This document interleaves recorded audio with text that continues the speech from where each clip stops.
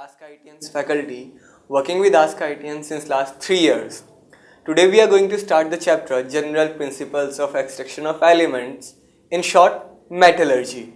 And in this chapter we'll basically deal with and study the concepts which are used for extraction of metals mainly. We know very well that metals are obtained from the earth crust through mining. So the processes involved from mining to the purification of the extracted metal and comes under metallurgy, and we are going to discuss about all the chemical reactions and physical processes and application of thermodynamics and number of other things which are involved in this process, and together they are known as metallurgy or general principles of extraction of elements. So let's start the study.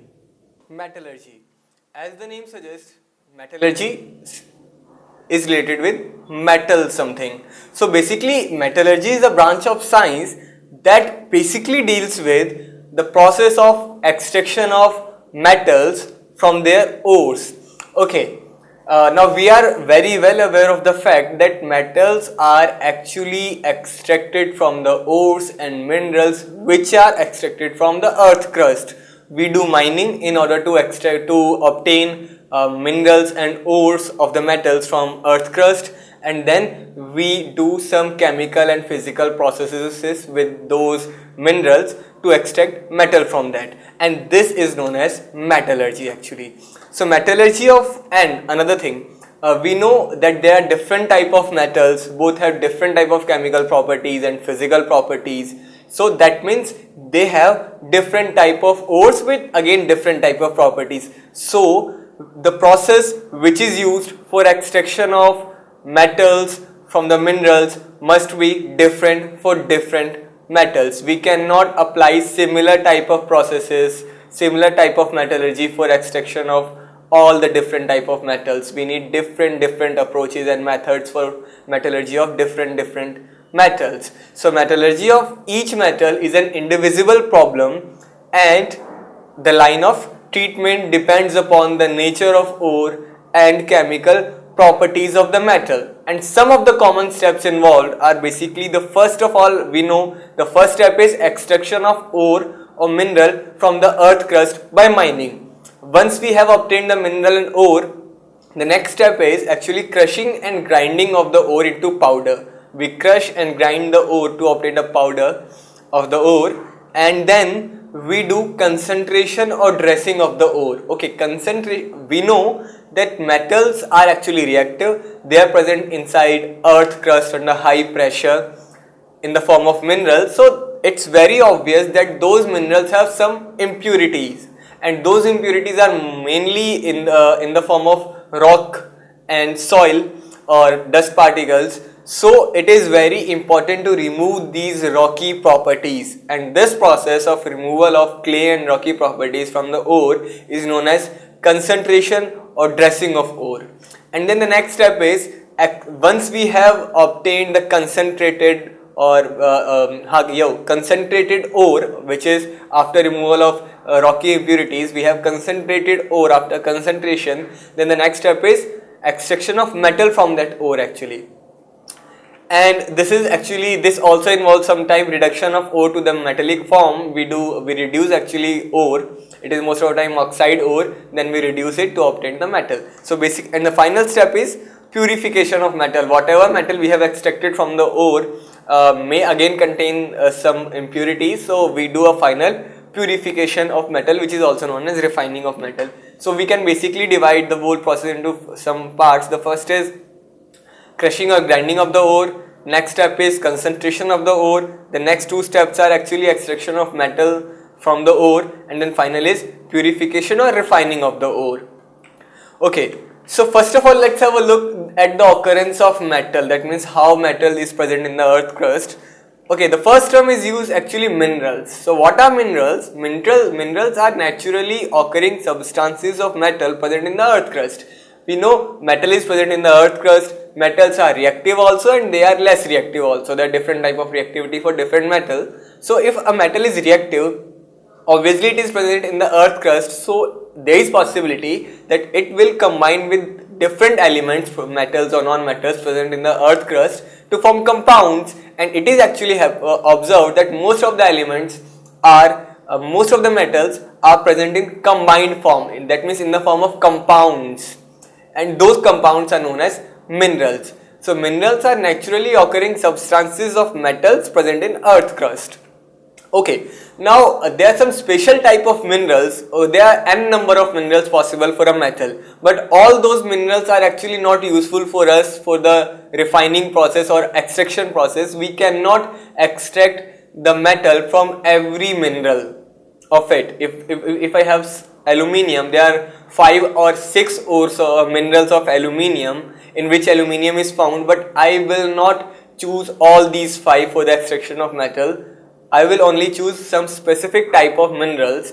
So those minerals which are used for extraction of metal are known as ores. So ores are those minerals from which metal can be extracted profitably. Let's say I have these 5 minerals of some metal, but out of 1, 2, 3, 4, 5, these are 5, but out of these 5 I have only let's say 2 of these which have very high concentration or percentage of metal. So I will not choose all these 5, but I will choose only these 2 for the extraction of metal, as it has very good concentration of metal, and if I use it I will get a good amount of metal using a small amount of mineral.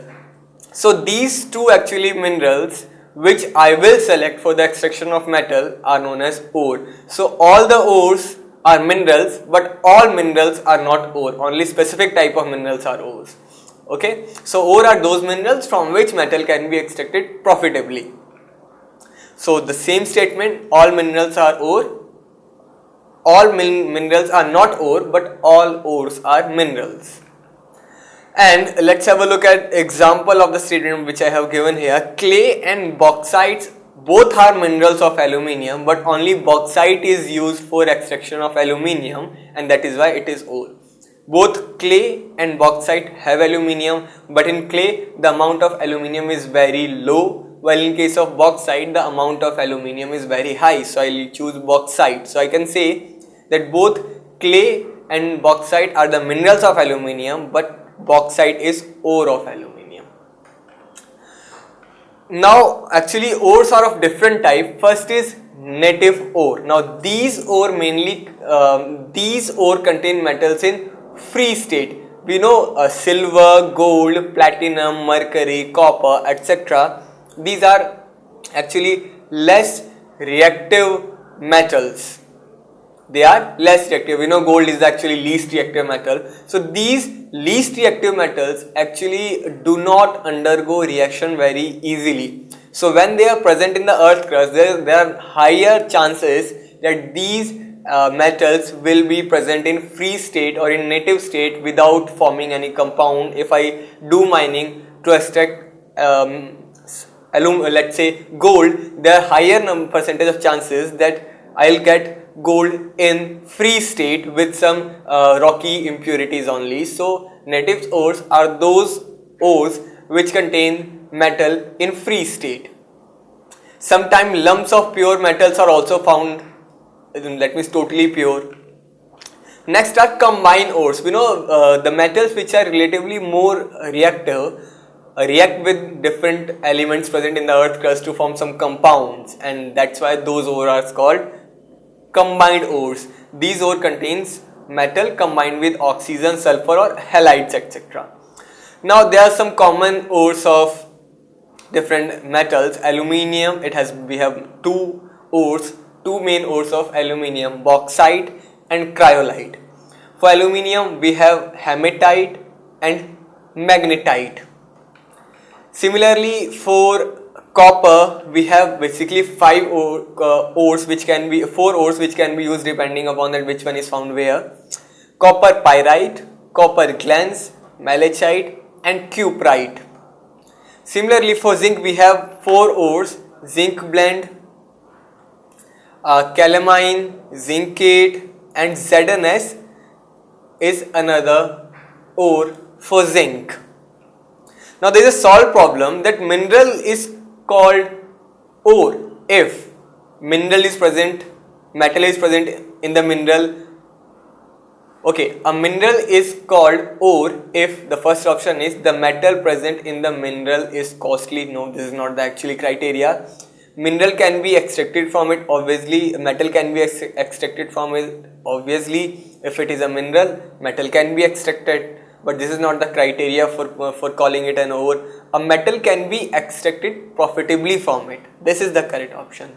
A mineral, every mineral contains metal, and metal can be extracted from every mineral, but the thing is that that mineral from which metal can be extracted profitably with low cost is called ore. So C is the correct option for this question.